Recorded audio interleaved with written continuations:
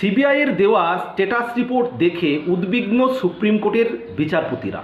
গত 17ই সেপ্টেম্বর মঙ্গলবার আর.জি. কর কাণ্ডের যে তদন্তের রিপোর্ট, সেই তদন্ত রিপোর্ট সুপ্রিম কোর্টে মুখবন্ধ খামে জমা দিয়েছে সিবিআই।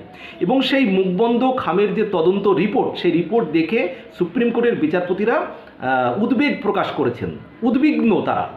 এখন কি আছে রিপোর্টে? অলরেডি আর.জি. কর মামলায় গ্রেপ্তার হয়েছেন আর.জি. করের প্রাক্তন অধ্যক্ষ সন্দীপ ঘোষ, টালা থানার তৎকালীন অফিসার ইনচার্জ ওসি অভিজিৎ মণ্ডল।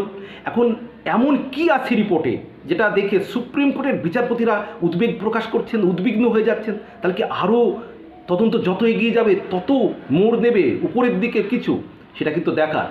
পরবর্তী শুনানি রয়েছে 27শে সেপ্টেম্বর। দেখা যাক আরও কোনো প্রভাবশালীর সঙ্গে যুক্ত